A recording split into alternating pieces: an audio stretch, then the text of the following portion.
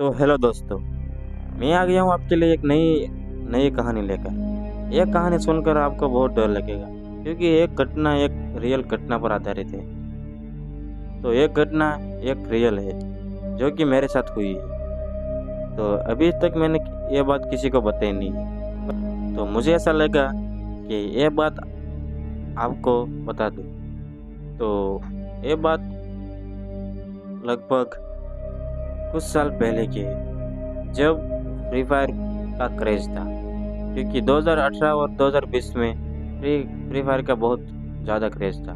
तब मैं रात को 10-10 बजे, कभी 11 बजे, कभी 12 बज जाते, कभी 1 बज जाता, कभी 2 बज जाता, ऐसे में रात रात भर गेम खेलता था।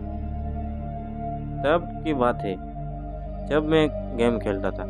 तब एक दिन ऐसा हुआ कि रात के 2 बज गए थे गेम खेलते खेलते। तो उस समय मैं और मेरा दोस्त अजय दोनों गेम खेल रहे थे। तब मैंने फ़ोन में देखा तो रात के 2 बजे थे। तो मैंने अजय को कहा कि अजय चल, अब 2 बज गए हैं, घर पर डांटेंगे।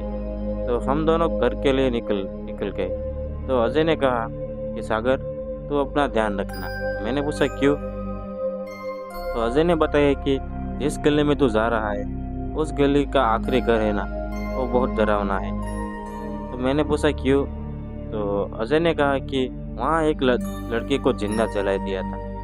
तो मैंने सोचा कि ऐसा कुछ नहीं होता है, ये सब अफवाह है। तो अजय ने कहा ठीक है, जैसी तेरी सोच, तो अपना ख्याल रखना। और अजय अपने घर की ओर चला गया और मैं अपने घर के लिए निकल गया। तो उसी गली में मैं पहुंचा।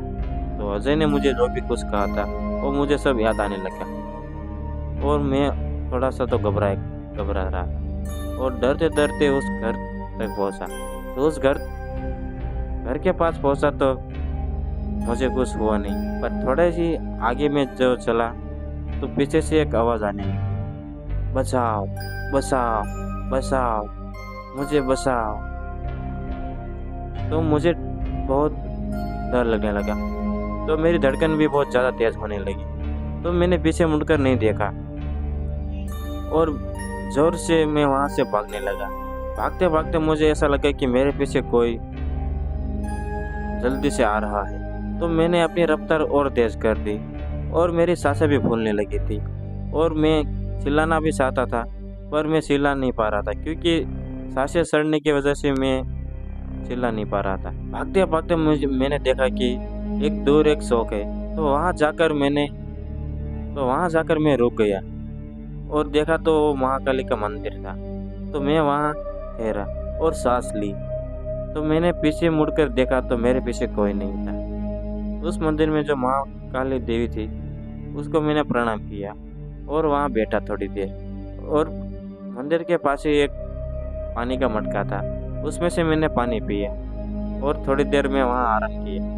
फिर मुझे ऐसा लगा कि मैं अब ठीक हूँ, तो मैं अपने घर की ओर चला गया। मुझे डर नहीं लग रहा था क्योंकि मुझे ऐसा कुछ भी महसूस नहीं हो रहा था कि मेरे पीछे कोई है या कोई आवाज़ दे रहा है। मैं शांत से धीरे धीरे चलते चलते मैं अपने घर तक पहुँच गया और घर जाकर मैं सो गया। पर यह बात मैंने किसी को नहीं बताई क्योंकि मुझे पता था कि मेरी बात का कोई यहाँ यकीन नहीं करेगा। इसलिए मैं ये बात अभी तक मैंने किसी के साथ शेयर नहीं।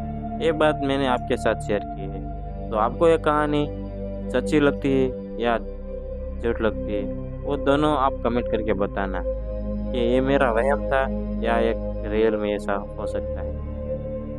इस चैनल में आप नए हो तो चैनल को सब्सक्राइब कर दीजिए और बेल आइकन को ऑन कर दीजिए ताकि आपको मेरी नई वीडियो आपके साथ पहले पहुंच सके। तो मैं मिलता हूं आपको एक नई कहानी के साथ। धन्यवाद।